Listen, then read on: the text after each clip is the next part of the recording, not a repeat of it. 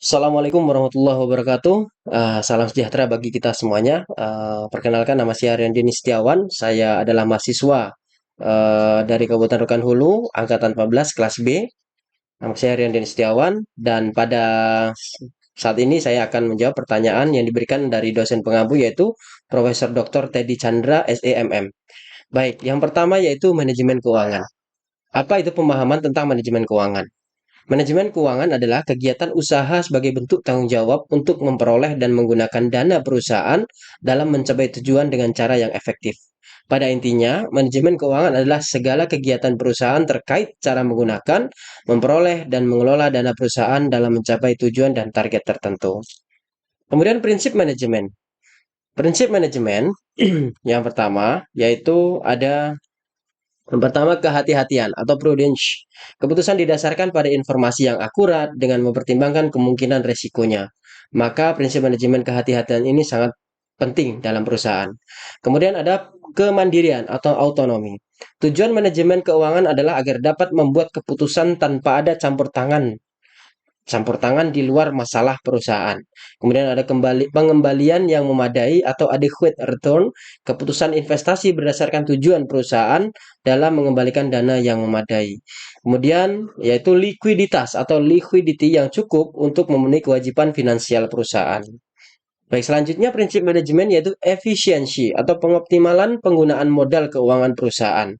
Disusul konsistensi berdasarkan tujuan dan prinsip manajemen perusahaan dan transparansi agar dapat memberikan informasi yang akurat, berguna, dan terpercaya bagi pemangku kepentingan perusahaan. Selanjutnya, soal contoh kasus manajer keuangan PT Pelita sedang mempertimbangkan dua proposal dengan data sebagai berikut. Yang pertama ada kondisi boom moderate krisis pada project A dan project B juga ada boom moderate krisis dengan tahun pertama, kedua, ketiga, keempat, kelima, dan keenam yang tertera pada tabel. Selanjutnya, tingkat suku bunga bank saat ini adalah 9% dan reinvest sebesar 7%. Investasi yang dibutuhkan pada tahun 0 adalah 1000.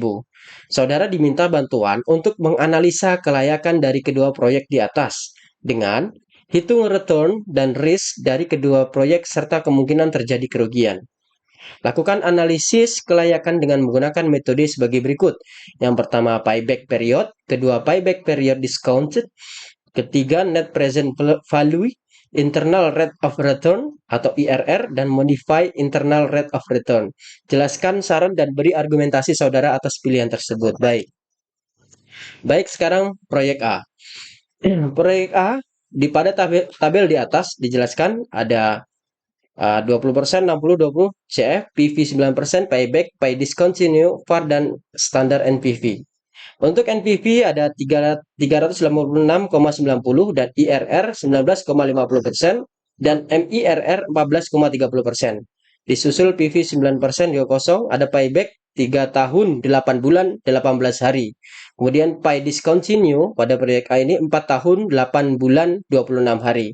Dan VAR-nya 3.426,18 dan standar deviasi 58,5336 dan Z minus 6,61 dan probability rugi ada 0%.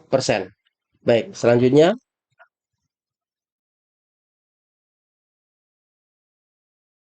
proyek B. Ada NPV 239,50 dan IRR 19,42% dan MIRR 11,75%. Dan juga payback-nya 2 tahun 7 bulan 21 hari dan pay discontinue-nya ada 3 tahun 5 bulan 1 hari dan VAR-nya 7030,18 dan standar deviasi 83,8461 dan juga zero-nya ada minus 2,86 dan probability rugi ada 0,21%. Kemudian rekapitulasi. Pada kriteria proyek A dan proyek B ada perbedaan.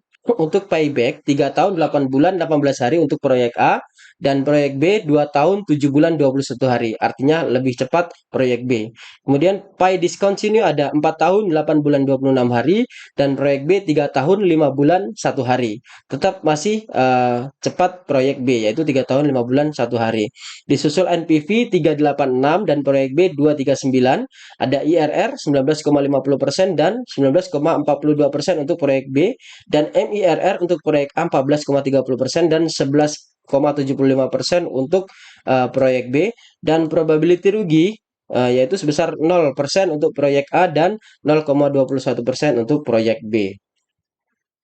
Kemudian pada tabel di atas, kesimpulan untuk COC di atas yaitu 19,65%. Maka yang dipilih adalah proyek B.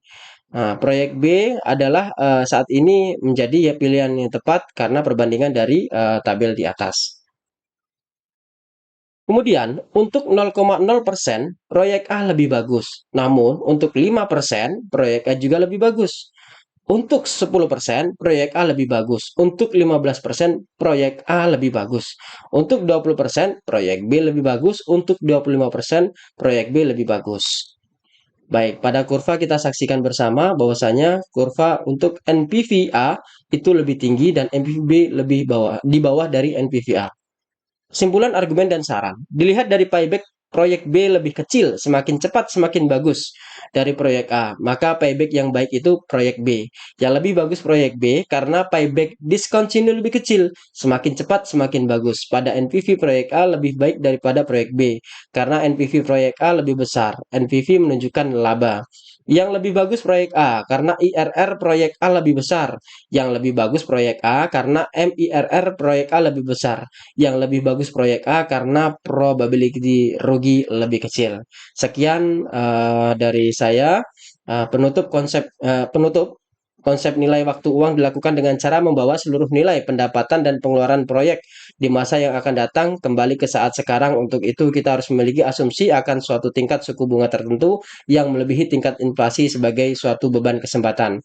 Gunakan suku bunga yang tinggi apabila risiko yang harus ditanggung cukup besar. Jangan menambah risiko kecuali mendapatkan kompensasi tambahan atau pendapatan.